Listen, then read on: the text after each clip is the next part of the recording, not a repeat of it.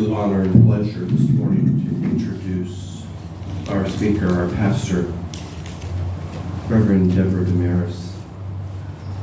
Debra has lived in San Diego for 40 years and has studied healing over 35 years.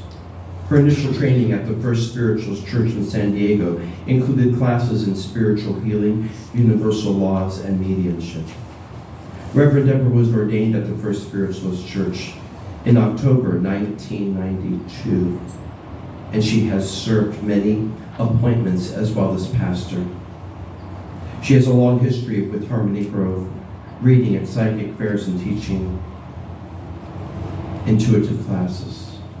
Reverend Debra has taught many spiritual subjects in psychic development, including universal laws, angel kingdom, tarot, chakra and aura, and Reiki, and she is a Reiki master. She is currently pastor of the First Christian Spiritualist Church here where we are in National State, lecturing monthly and offering healing and meditation classes. We are co-creators with Spirit to express in love and joy the message of our soul. Say yes to God. Please join me welcoming our pastor.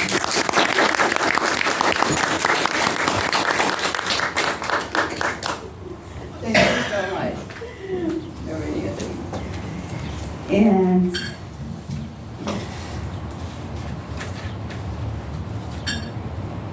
today's a special day that we remember our moms and those who have acted and served us as mothers. There's so many in our ancestral lines that were there for us. And it's acknowledging them and being the best we can be for them and for what they did for us, as they were that for their mothers and their parents.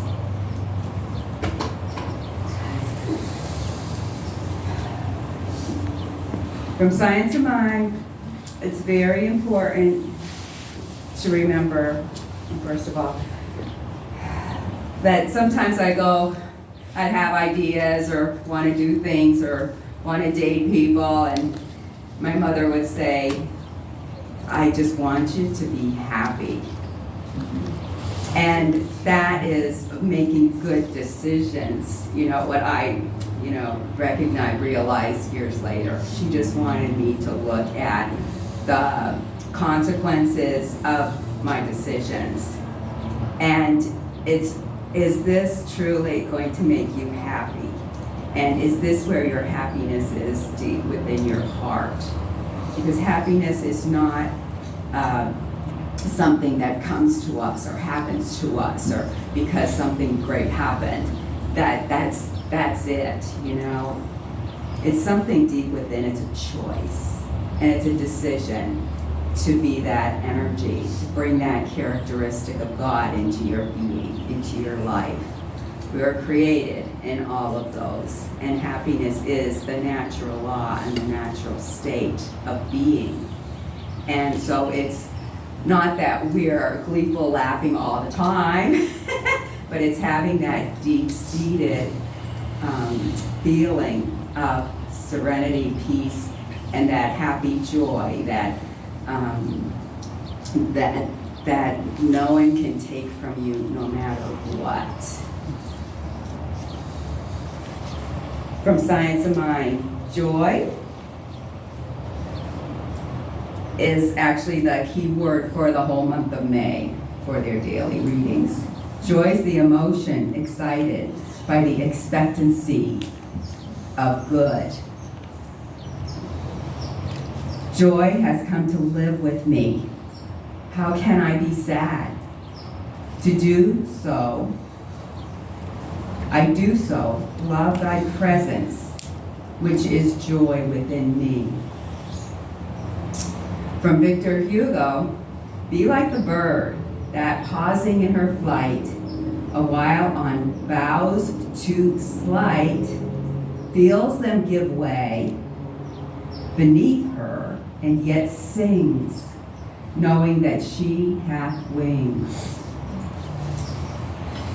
From Nathaniel Hawthorne, happiness is a butterfly, which, when pursued, is always just beyond your grasp, but which, if you will sit down quietly, may alight upon you. And from Rabindranath Tagore, joy is the realization of the truth, of the oneness of our soul with the supreme love. And it's funny, I had in the book this little card. We used to have them for the different animals when we do readings out in public events. And it was a butterfly. And I have felt Reverend Gwen close today. She always loved the butterflies. And so anyway, it was sweet that we had the butterfly on the altar this morning. So we have psychic people around here. And it means change. Butterfly is movement, transformation, joy, and color. And the butterfly, known for its stages and transformation, is a definite signal to examine your life growth. What stage are you in? Have you progressed to your satisfaction? What holds you back? This is a natural process. Don't fight it. You will be lighter and lead a more colorful life of joy. Lighten up, enjoy the process of your journey. Our affirmation: I welcome change in my life and transform my actions into pleasure, providing joy for myself and others. Each day is a miracle I create. You are the co-creator with God. The reading this morning is from the Aquarian Gospel of Jesus the Christ, chapter 33. In silent meditation, Jesus sat beside a flowing spring. It was a holy day, and many people of the servants' caste were near the place. And Jesus saw the hard-drawn lines of toil on every brow, in every hand. There was no look of joy in any face. Not one of the group could think of anything but toil. And Jesus spoke to one and said, "Why are you all so sad? Have you no happiness in life?" The man replied, "We scarcely know the meaning of that word. We toil to live and hope for nothing else but toil, and bless the day when we can cease our toil and lay down to rest in Buddha's city of the dead." And Jesus' heart was stirred with pity, with love for these poor toilers. And he said, "Toil should not make a person sad. Men should be happiest when they toil. When hope and love are back of toil, then all of life is filled with joy and peace.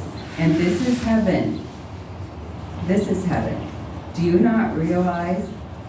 Do you not know that such a heaven is for you?" The man replied, "Of heaven we have heard, but then it's so far away, and we must live so many lives before we reach that place." And Jesus said, my brother man, your thoughts are wrong. Your heaven is not far away, and it is not a place of metes and bounds. It is not a country to be reached. It is a state of mind. God never made a heaven for man. He never made a hell. We are creators, and we make our own. Now, cease to seek for heaven in the sky. Just open up the windows of your hearts. And like a flood of light, a heaven will come and bring a boundless joy. Then toil will be no cruel task. The people were amazed and gathered close to hear the strange master speak, imploring him to tell him more about the Father God, about the heaven that men can make on earth and about the boundless joy. And Jesus spoke a parable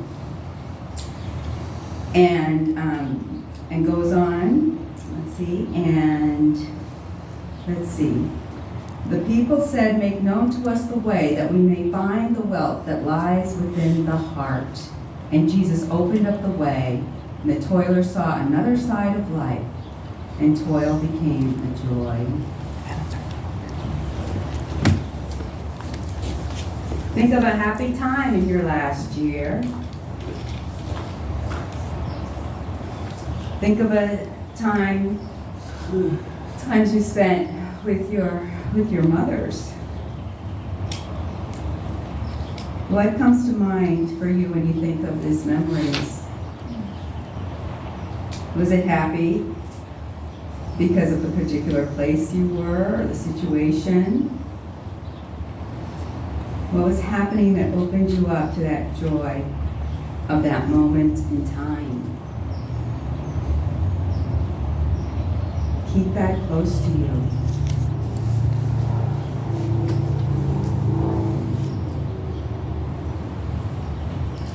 When I feel I need to know that, have the knowing, the balance, reinstated or grounded more within me to remember and bring up the joy. I'll go to Egypt when I had the blessing of the Queen's Chamber and laying in a sarcophagus and feeling the crook and flail in my hands. It's like you're transported, mentally to all the beauty and the knowledge, the wisdom of those pre-dynastic times when the pharaohs were there to protect their people and to guide them in the light of truth. And also when I go to Hawaii and you get there, when you fly in, their time is different, and you're always up early because that's the time clock you're on, and you're always seeing the sunrise and the beauty there. And one time I stayed in a little place, but it was a few floors up, and we could keep the lanai door open and let and the birds would come in, and we'd have that breeze, and we could hear the ocean. We were right on the ocean. And it's just all these wonderful blessings, just to remind yourself of all this beauty. And the times that I would share with my mom and be with her and go with her to special places and the gardens. And she always would, when I was younger, she'd always be wearing a flower in her hair, because I found out later my father loved it when she wore a flower in her hair, so she would wear a rose in her hair for him. This was given me from her last husband, and it's just such a beautiful reminders, the beautiful things we have around us that remind us of the love. Do you tell yourself you could enjoy this experience again? Do you think to yourself that this could never be so wonderful again? We learn so much about ourselves through other people's experiences, challenges, goals, fears, by our responses, by our thoughts of what they have been going through and what they remember, and when they share their memories with us. It's a blessing. Sharing things is so important. Just this morning there was on a morning show, they were just visiting different people with their mothers and what they had journeyed together through, as one of the mothers had been ill and just needed to have long walks. The doctor had given her so long to live, and it said, but long walks would help her. And so they started going on long walks together and talking and sharing about everything in their lives. They were actresses, and they had acted together, actually. And they learned so much through that. And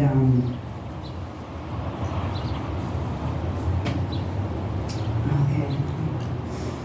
And are we open? Are we open to bringing in more happiness and more joy to our lives. Or we've already decided on our limitations. Oh, I could never do that. That could never happen. Don't block your opportunities. Okay? Are you happy? Are you happy? Is it dependent on something, somebody, somewhere? Because it's all happiness is a state of mind. Remember verse 3, have you no happiness in life? What steps do we take to open up to that happy feeling within?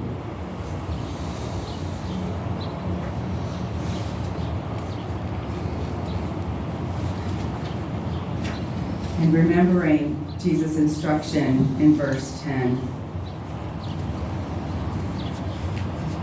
He who believes with all his heart that he can be made whole. Oh, I'm reading another verse. 33. Maybe you were supposed I know, huh? Okay, I'll read it. He who believes with all his heart that he will be made whole by washing in this fount will be made whole. By washing in this fount will be made whole when he has washed, and he may wash at any time. That is a story on faith. And again, believing you got to be in a certain place for a certain thing to happen, okay, as these people did. And but we can open up to that healing anytime. Anytime. Here we go. Now cease to seek for heaven in the skies.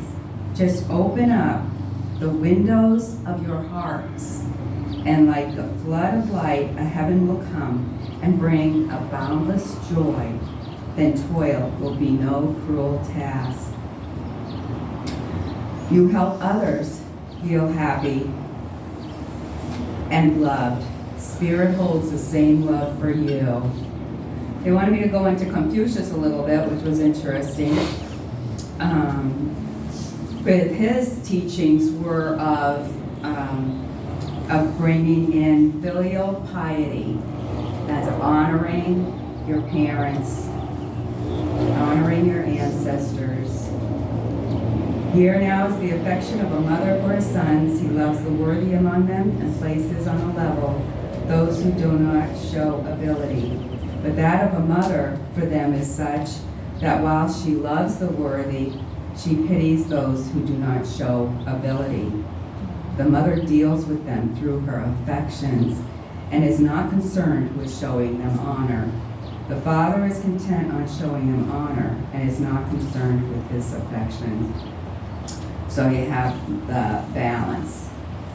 And it's of looking at and honoring those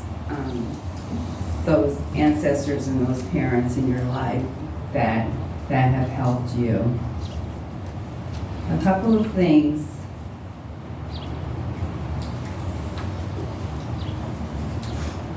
from Sarah Van Breckna's Simple Abundance. For Mother's Day, give yourself small tokens of self-esteem or of esteem. You know what you really want to honor the great mother within. See if it can be something from your comfort wish list. Do this whether you have children or not. If you do have children, forgive yourself for not living up to your own expectations. Who could? Mentally toss out last year's accumulation of guilt and start off fresh. If your own mother is still alive, take the time this year to write her the long letter that you've often thought of about writing, sharing all the loving things you want her to know. If your mother is not in this world, talk to her in your heart. She will hear you. Be in the happiest time of your life, now and always. Let's stretch our shoulders back, feel our hearts opening to the sunshine, taking a deep breath in. Take a picture in your mind of this healing ray flowing into your heart and spreading joy through your whole being.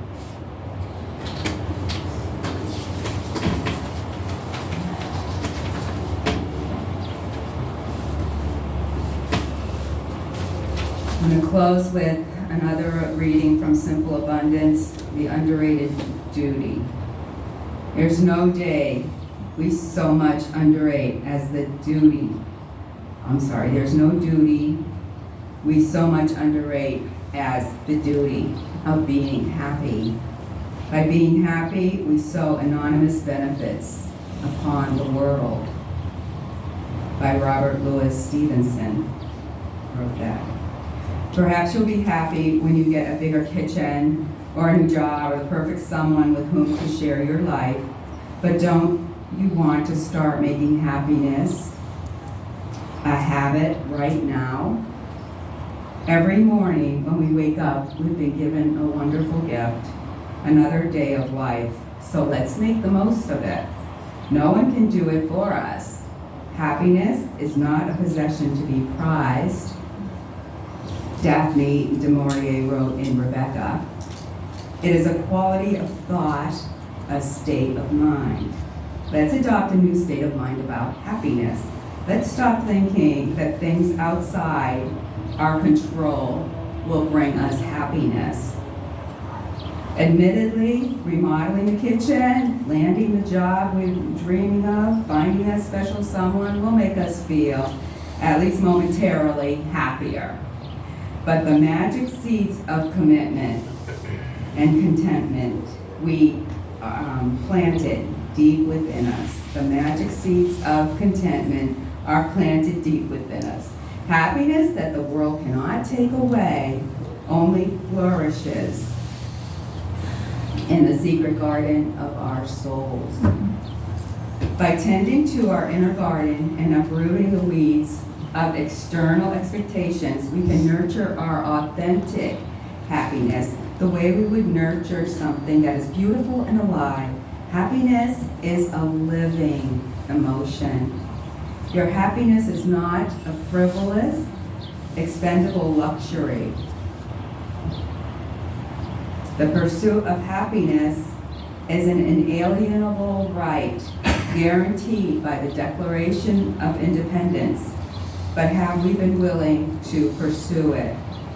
Ultimately, genuine happiness can only be realized once we commit to making it a personal priority in our lives. This may be a new behavior for some of us and a bit intimidating. Be gentle with yourselves. It will all unfold. Today, you may not be familiar with the happiness habit, but like any new behavior, happiness can be learned. And so it is. God bless you all, and you all have a happy Mother's Day.